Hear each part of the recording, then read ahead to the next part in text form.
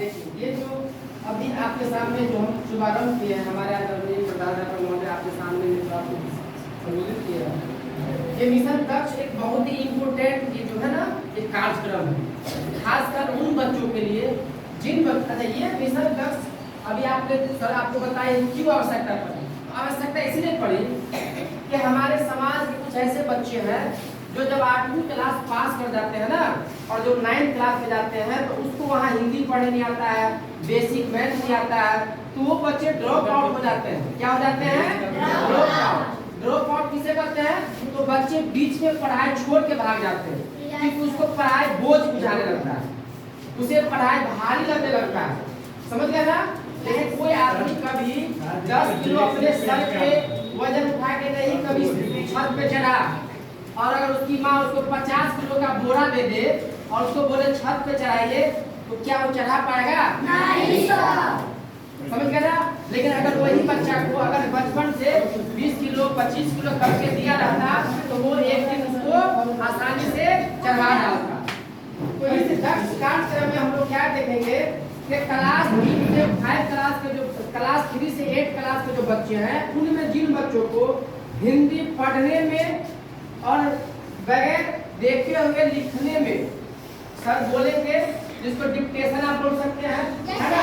तो डिक्टेशन में हम लोग एक वर्ड्स लिखते हैं, लेकिन सेंटेंस लिखने में बेसिक सेंटेंस, ज्यादा भाष भी नहीं कि बहुत बड़ा भाष लिखा दिए तुरंत बहुत खतरनाक ऐसे वर्ड्स है जो जी में फंसिए जाता रहता है, ठीक है ना? खींच के निकालना पड़ता है, उतना हार्ड भी नहीं, नॉर्मल एकदम बेसिक छोटी छोटी में 2 अक्षरों का 3 अक्षरों का 4 अक्षरों का जो वर्ड्स होता है उसे समझाना है। समझ गए? दूसरा जो मेन पॉइंट है आपको इंग्लिश के बारे में। हम जानते हैं कि सरकारी स्कूल के बच्चे इंग्लिश से 4 कोस दूर रहता है, देखेंगे पता है ना? Yes sir. जबकि इंग्लिश कोई बहुत भारी विषय नहीं है। दुनिया में सबसे जो अगर कोई आसान भाषा है वो इंग्लिश है। क्या है? इंग्लिश। दुनिया में जितने भी भाषाएं हैं उन सब भाषाओं में सबसे आसान भाषा इंग्लिश है, मगर इंग्लिश से हम लोग पीछे क्यों हटते हैं? तो क्योंकि हम लोग पहला क्लास से लेकर के 10वां क्लास तक के बच्चों को इंग्लिश में फेल होने की कोई ऐसी बात नहीं है। चलो फेल हो गया 10वां में तो उसको पास मान लिया जाता है, मगर जब आप 10वां पास करके बाद आप जब 11th बनाने जाते हैं तो वहाँ इंग्लिश आपका सामना होता है, तो वहाँ पे आपका माथा दर्द रहता है। इसीलिए बच्चों के बारे में कहा गया है कि अगर बच्चे तीसरे क्लास से लेकर के 8वें क्लास तक अगर थोड़ा थोड़ा करके बूंद बूंद से तालाब भरता है, आपको मालूम होना चाहिए कि दुनिया का जो सबसे बड़ा नदी है उस नदी का नाम है अमेजन नदी। क्या नदी है? अमेजन नदी।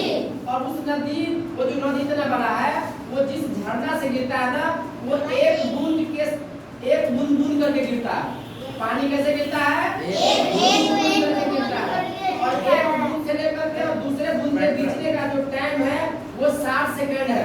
कितना सेकंड है? 60 सेकंड। फिर भी एक बूंद गिर करके वो पूरे दुनिया का सबसे बड़ा नदी बना हुआ।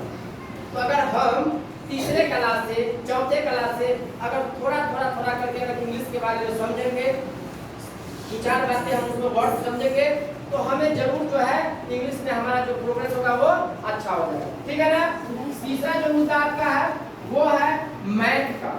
सर आपको हेड सर ने आपको बताया है कि मैथ में कुछ बच्चे ऐसे हैं जो 8वीं क्लास में है, 7वीं क्लास में है, उसको 2 का से 20 का तक याद नहीं। वैसे बच्चों को जोड़ घटाव गुना भाग लघुत्तम महत्तम नहीं आता है, जो मूल बेसिक है। तो वैसे जो भी बच्चे हैं उसको सिखाया जाएगा ताकि वो बच्चे आगे जब 8वीं पास करके यहाँ से बलौर स्कूल में जाए नाम लिखाने के लिए तो वहाँ पे आप जब 9th क्लास का मैथ देखे ना तो उसको अच्छा ये समझ तो पढ़ने चाहिए, ठीक है ना? फटाफट उसको बना दीजिएगा और नहीं पढ़े रहिएगा तो वहाँ आपको डराएगा मैथ, नहीं पढ़े आप पहले ना समझे ना, तो वहाँ आपको डराएगा। समझ गए? तो आप लोग तैयार हैं? कोई दिक्कत?